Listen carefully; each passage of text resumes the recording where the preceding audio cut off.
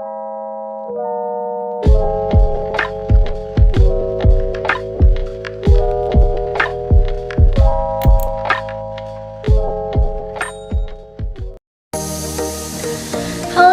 semuanya teman-teman, perkenalkan nama saya Nerea Karmila Gandut, biasa dipanggil Mila. Saya dari SMA Santo Ignatius Loyola kelas 10F. Jadi di sini saya membuat video ini untuk menjelaskan seorang tokoh sosiologi yang bernama Sello Soemarjan.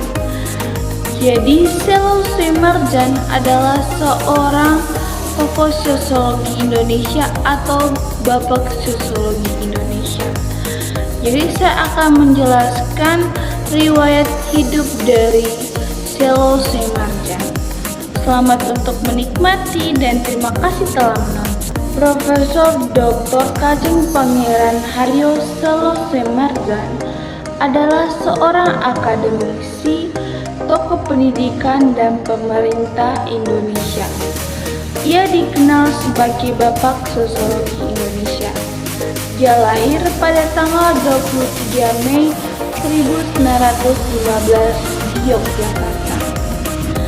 Ia dibesarkan di lingkungan abdi dalam Kesultanan Yogyakarta. Pendidikannya dimulai di HIS pada tahun 1921 sampai tahun 1928. Dan mulai pada tahun 1928 sampai tahun 1931 Yogyakarta, dan lanjut ke Mosvia di Magelang pada tahun 1931 sampai tahun 1934, dan mendapatkan gelar doktor dari Cornell University Amerika Serikat pada tahun 1959. Menjabat dalam berbagai jabatan pemerintahan, di antaranya yang pertama itu Kepala Staf Gubernur Militer Jakarta Raya pada tahun 1949 sampai tahun 1950, dan menjadi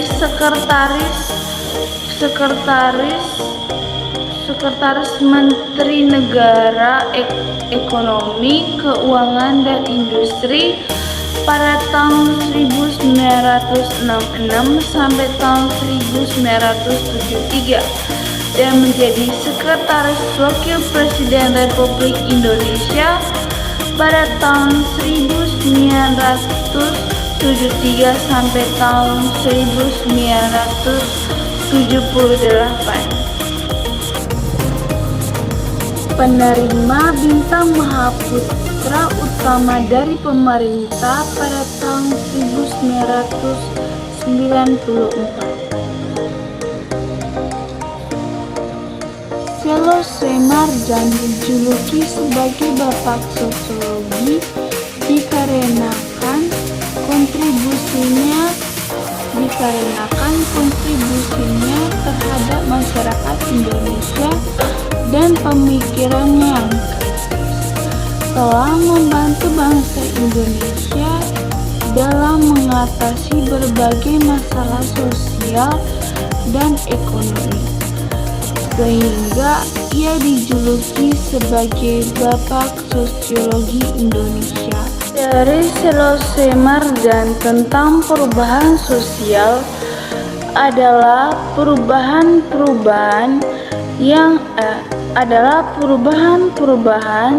pada lembaga-lembaga kemasyarakatan di dalam suatu masyarakat yang mempengaruhi sistem sosialnya, termasuk nilai-nilai dan sikap-sikap dan pola-pola perilaku di antara kelompok-kelompok masyarakat. Sello Soemarjan tertarik dengan sosiologi dikarenakan sosiologi merupakan ilmu yang mempelajari struktur sosial proses-proses sosial termasuk perubahan sosial.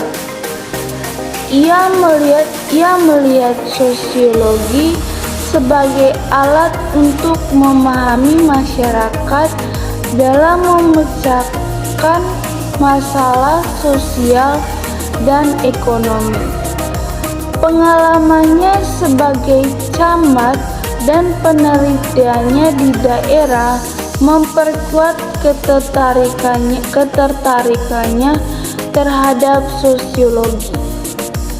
Selain itu, Seleucus Marjan juga menekankan pentingnya kemampuan manusia, yaitu cipta karsa dan rasa, dalam membentuk kebudayaan di Indonesia. Beliau wafat pada tahun 2003 pada usia 88 tahun karena serangan jantung. Beliau dimakamkan di pemakaman Kuncen di Yogyakarta. Meskipun sesudah wafat beliau tidak meninggalkan sepatah kata dua kata, namun legasi yang ditinggalkan oleh Seleucus Marjan berupa karya-karya ilmiah, buku, dan pemikiran-pemikiran sosiologisnya menjadi warisan bagi bangsa Indonesia. Karya-karya yang ditinggalkan oleh Seleucus Marjan diantaranya itu yang pertama itu Social Change in Yogyakarta, dirilis pada tahun 1962. Yang kedua itu Gerakan 10 Mei 1963, dirilis pada tahun 1963. Dan selain itu dia juga membahas tentang penelitian tentang desentralisasi pemerintahan di Indonesia.